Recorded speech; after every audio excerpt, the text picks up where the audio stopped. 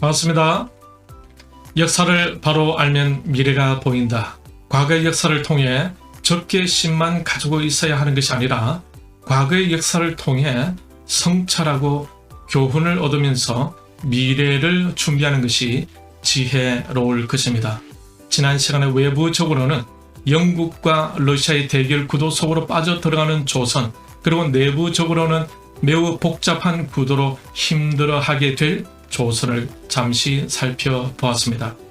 외부적으로 서구의 열강 세력들이 아시아로 진출하고 있었고, 러시아 역시 한반도로 남하하고자 했었으며, 영국은 그것을 막으려고 하는 그레이트 게임을 진행하고 있었습니다. 좀 더 안으로 들어가 보면은 영국과 러시아의 대결과 함께 청나라와 러시아와 일본 간의 묘한 대결 구도가 한반도 중심으로 형성되고 있었던 것입니다. 이때 조선이 안보적으로 경제적으로 강하였다면 서구의 열강들도 쉽게 넘보지 못하였을 텐데 하는 아쉬움이 있습니다. 과연 그 당시 조선의 국내 사정은 어땠을까요? 그 당시 조선은 한마디로 국력을 전혀 갖추지 못한 상태였습니다. 그러면서도 조선을 둘러싸며 흐르고 있던 국제 정세를 전혀 이해하지도 못하고 있었다는 것은 더 큰 문제였습니다. 그러한 상태에서 한반도에 대한 서구 열강들의 관심은 상상 이상으로 커져가고 있었습니다. 이쯤 되면 한반도에 복잡한 일들이 생길 것이라고 여러분도 상상이 되시죠? 한반도는 지정학적으로 매우 중요한 위치에 있습니다. 김용삼 기자는 역사학자 SCM 페인의 말을 인용하면서 극동에서 가장 전략적인 위치 중의 하나라고 말하고 있습니다. 페인이 분석하기를, 첫째, 한반도는 중국, 일본, 러시아라는 동아시아의 주요 3국이 만나는 지점이며 그들은 저마다 한반도를 자국의 안보에 사활을 걸 수밖에 없었다라고 하고 있습니다. 한반도는 동아시아 대륙에서 일본을 향해 돌기해 있기 때문에 어떤 나라가 한반도를 점령하게 된다면 일본에게는 위험스러운 것이고, 또한 반대로 일본 편에서 볼 때에 아시아 대륙으로 군대가 진출하기에 가장 용이한 출발점이 되는 곳이라는 겁니다. 둘째, 러시아 입장에서 볼 때의 한반도는 러시아가 갖고 있지 않는 따뜻한 항구들을 보유하고 있었으므로 어떤 나라가 이 한반도를 차지하느냐에 따라 러시아가 위협당할 수 있는 위치로 보고 있었습니다. 셋째로 중국 대륙의 입장에서 볼 때 한반도는 특별한 의미를 갖습니다. 중국의 남방과 북방을 연결하는 해상 공간은 황해입니다. 전통적으로 황해는 중국 남부로부터 베이징으로 쌀과 그 밖에 중요한 물자를 실어 나르는 통로였습니다. 그런데 한반도는 그 황해의 동편을 에워싸고 있는 형국입니다. 따라서 어떤 세력이 한반도를 지배하느냐에 따라 중국의 전략적 지형에도 커다란 변수가 될 수밖에 없었던 것입니다.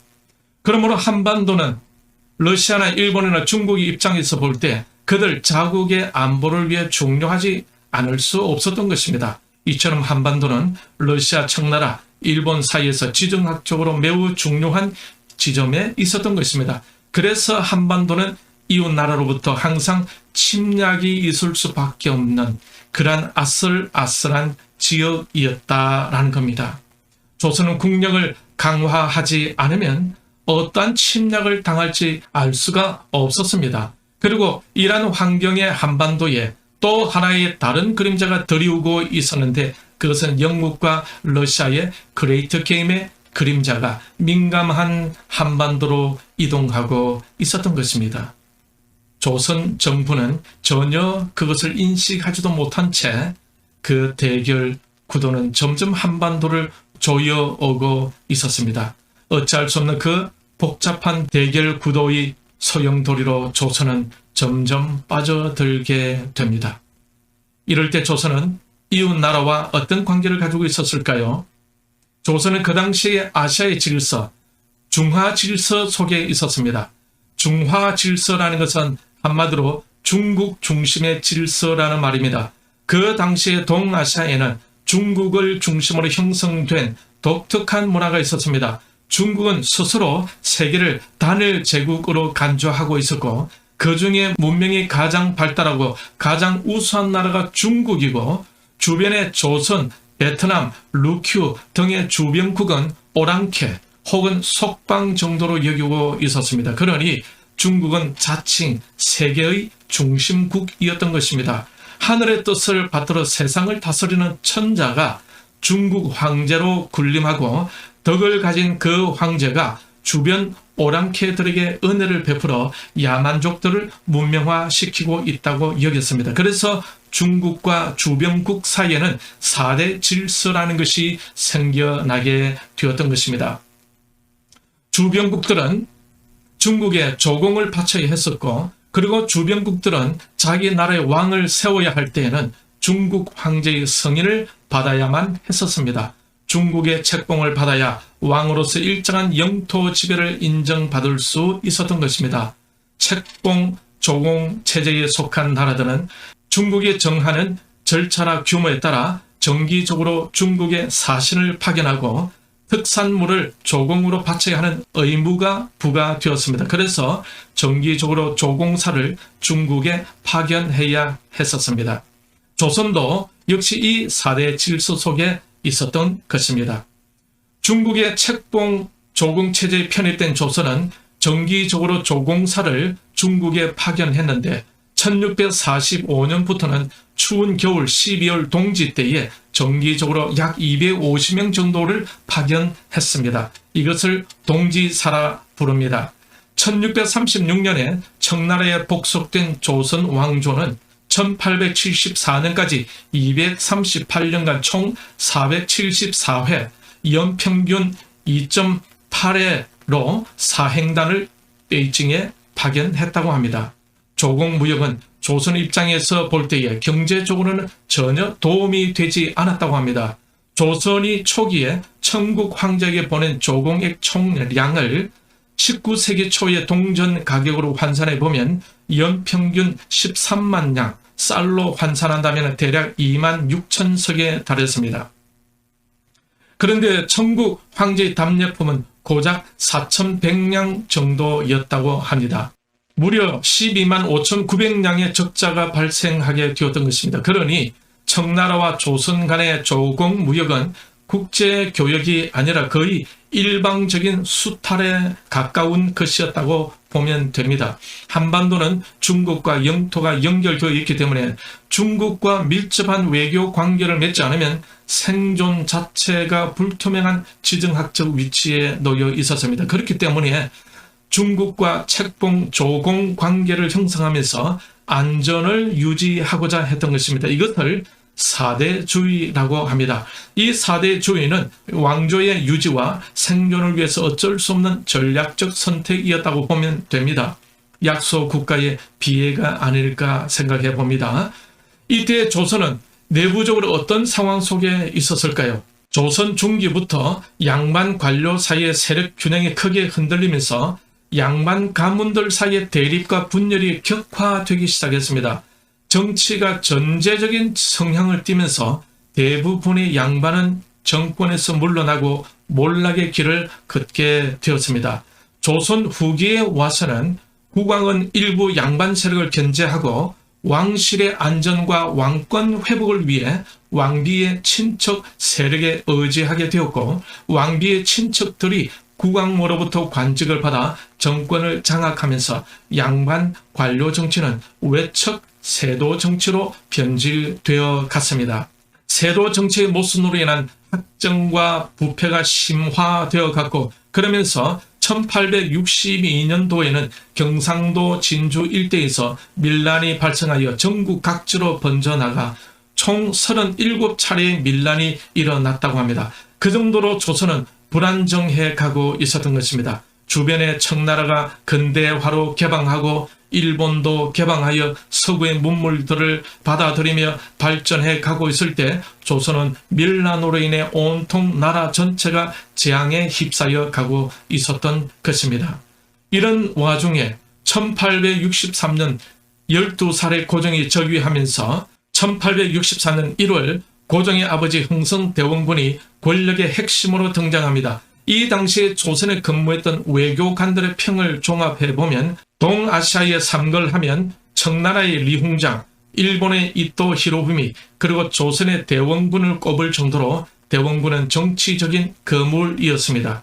이 대원군의 개혁의 핵심은 나라를 부유하게 하고 군사적으로 정강시킨다는 부국강병이었습니다. 그런데 이러한 대원군의 정책은 조선 중기부터 권력을 장악해왔던 살인 세력으로부터 배척을 받게 됩니다.